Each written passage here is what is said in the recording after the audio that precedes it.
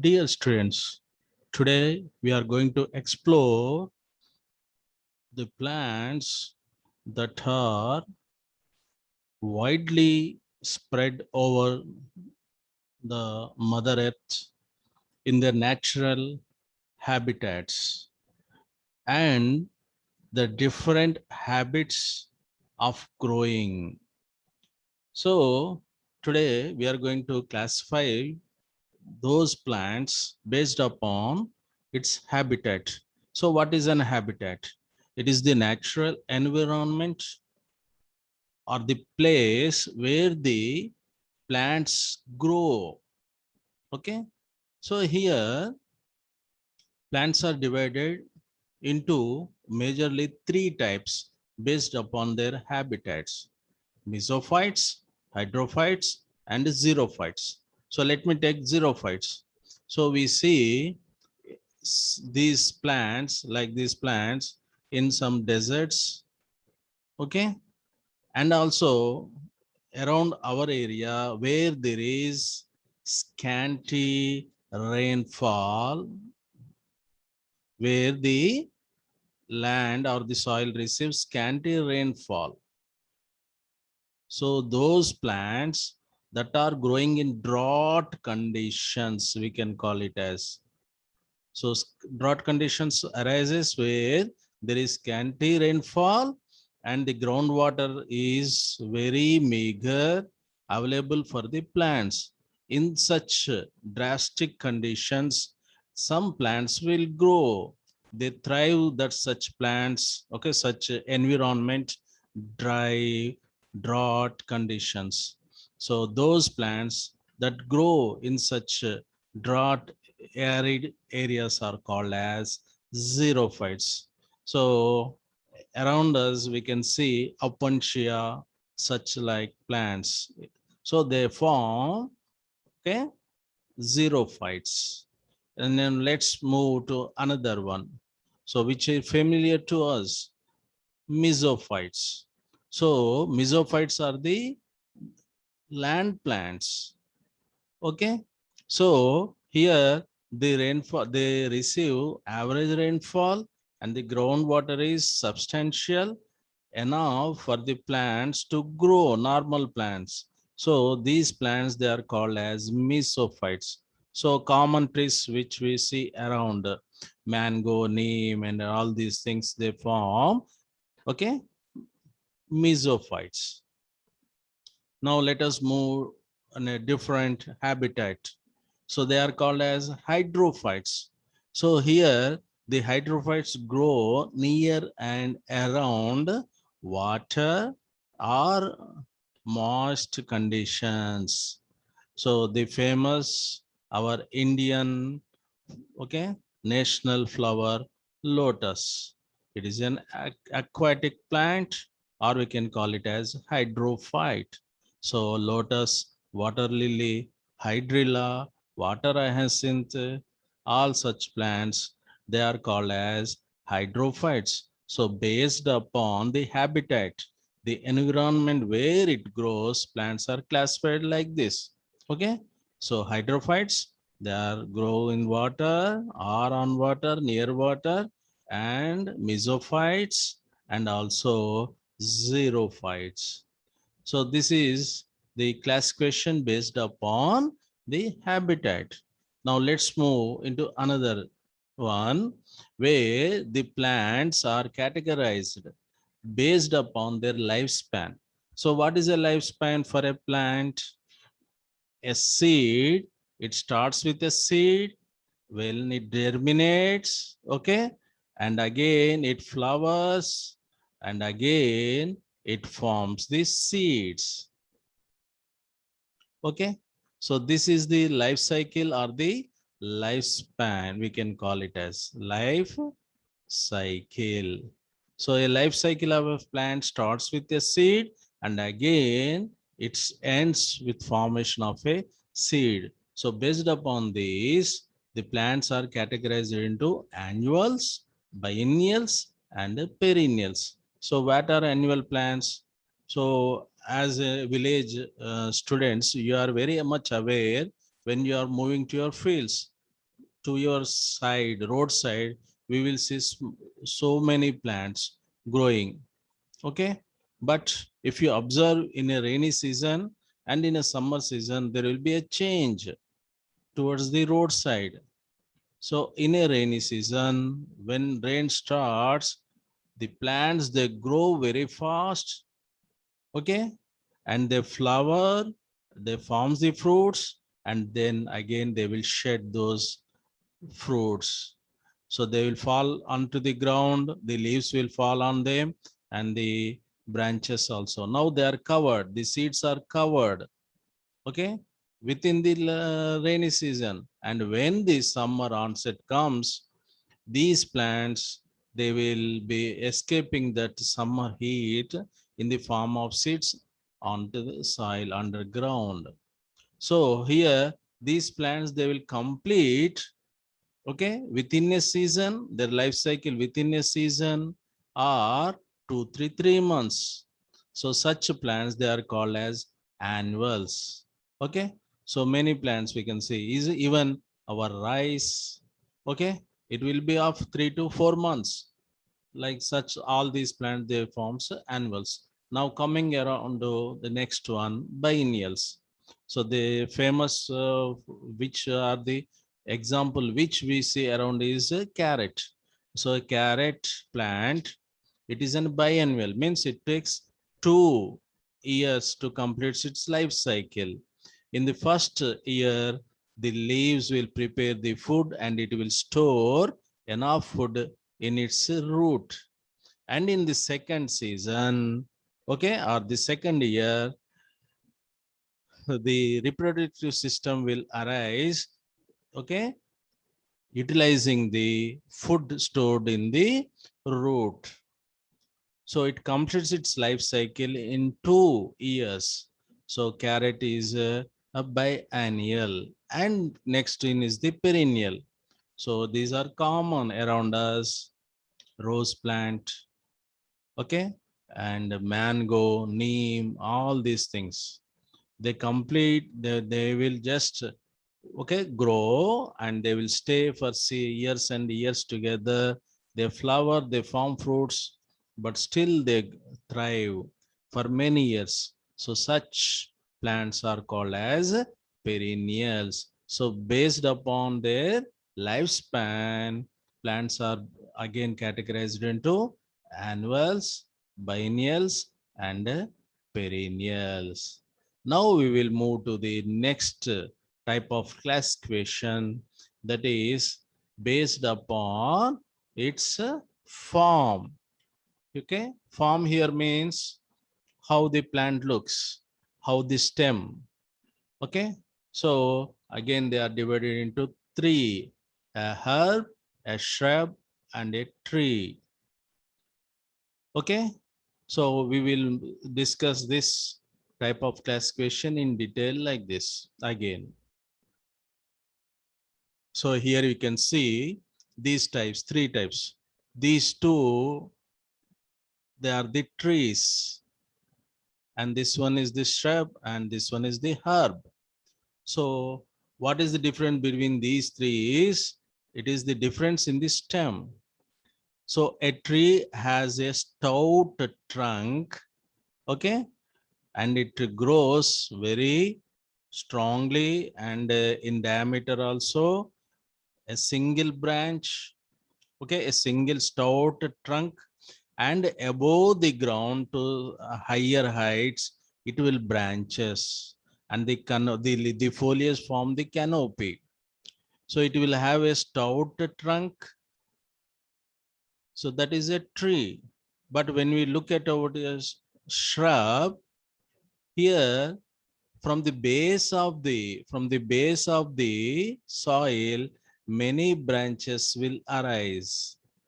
For example, rose plant. Okay.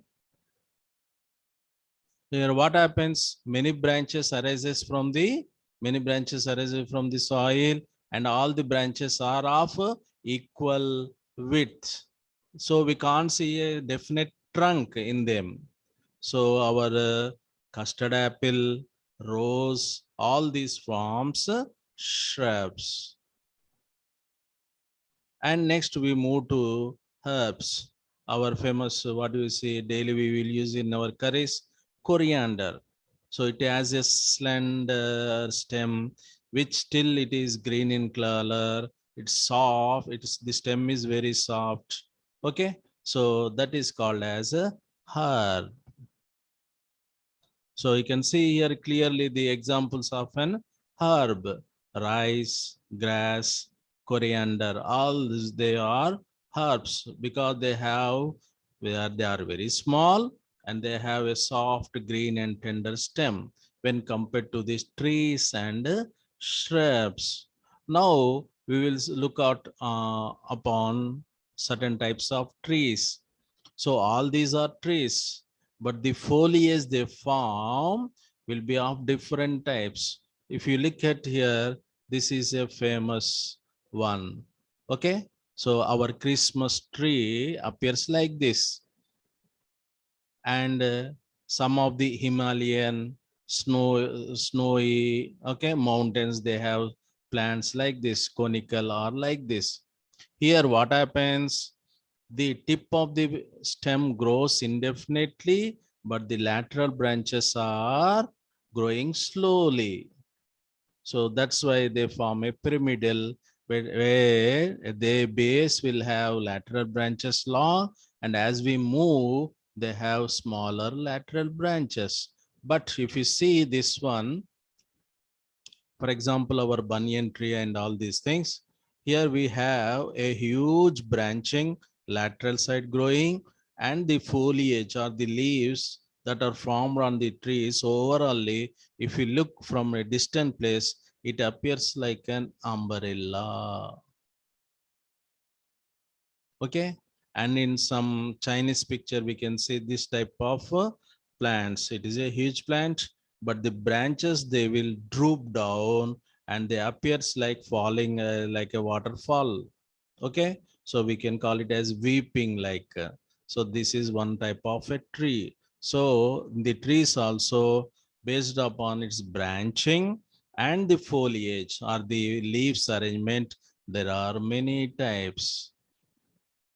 Now we will move on to next category.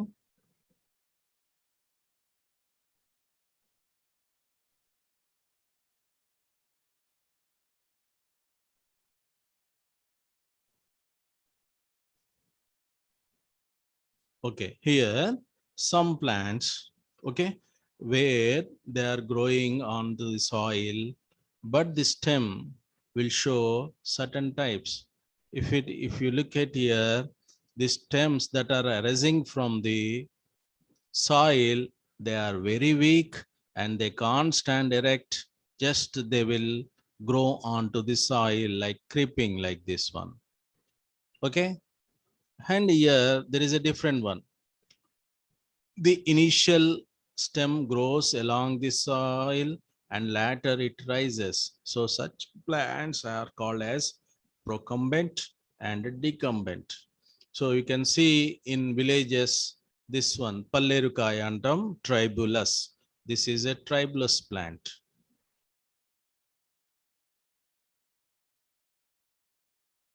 Pallerkayantam. The పువ్వు తర్వాత కాయలు ముళ్ళు ముళ్ళు ఉంటాయి, మనకు కుచ్చుకుంటా ఉంటాయి అన్నట్టు.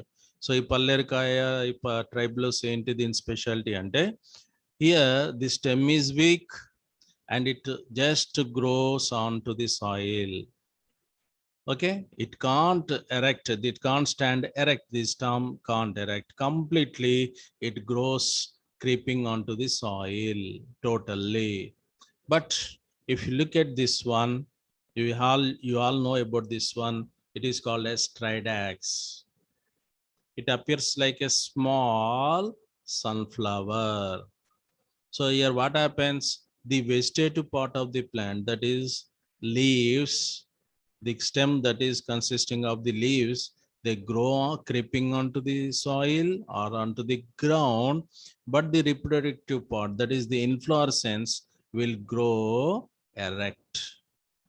So some part will grow onto the soil and some part of the plant they will grow erect. So such plants are called as decumbent. Okay, now we will move on to the next. So these are all the plants we observe around us. So here what happens, some plants, due to their weak stem, the stem is so weak that it cannot stand erect like a tree, like a shrub, okay, like a rose plant. It cannot stand erect. So it needs some support through which it can grow upright. So these are some of the types. Here, for example, cucumber. We can see it's climbing onto some support to the nearby twigs or the branches of another plants. So with the help of tendrils, these are the tendrils, these are the modified parts of the plant where they are like spring-like. They will twine around, they will, okay, they will fold around a fixed, what you will say, support, and they will catch it, hold it tightly, then the stem grows up. So these are the tendrils.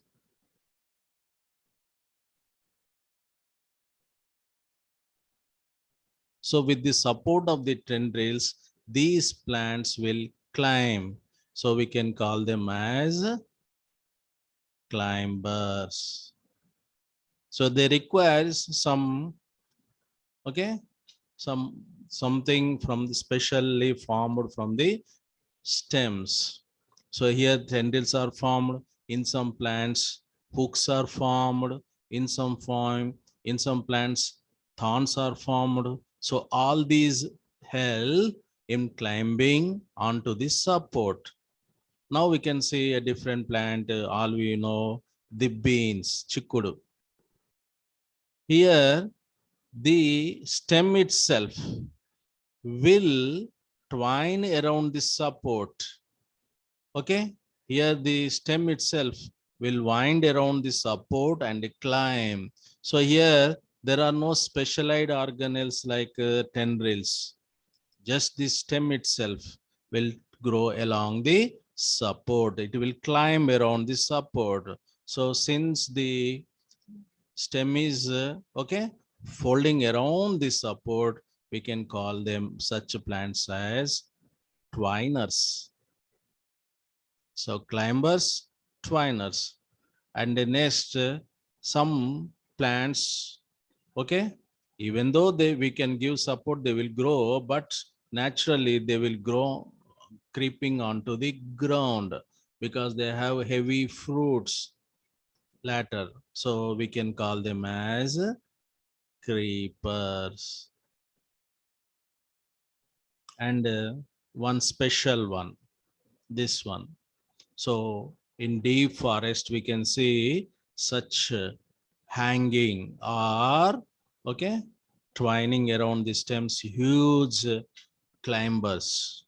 Initially, they'll be green, okay, but while they twine around a support of a huge tree, later they'll become brown in color, stouter and stouter, and they will just climb to the highest heights, forming giant climbing like structures. So such plants we can call it as lions.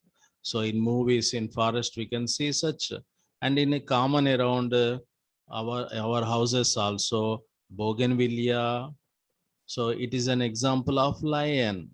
Okay, though initially it appears like a bean plant twining around the stem support, but later they'll become very stout, brown in color. Sometimes a person can, okay, hold it and swing it. Such huge they become. So they are called as lions. So these are some of the examples where the plants show a very, okay, diversity in their habitat, and okay, and the form of growth they shows. So these are all types which we will see in and around our places in forests, in grasslands, okay? In near around the ponds, we will see all these such types of plants. So this type of classification is initially required to understand the plants and their nature in morphology. Here, I will show you a different plant. Here, what is happening? This is a trunk of a huge plant tree. On the surface of the trunk, certain plants, they are growing. So they are called as epiphytes. Phyta is a Greek word for plant. Epi means on. So these plants, they will grow on the trunk of another plants. So they will called as epiphytes. So some of the ferns, they are examples for such epiphytes. So in Indonesia and Malaysia, we will see beautiful epiphytes growing on such other plants.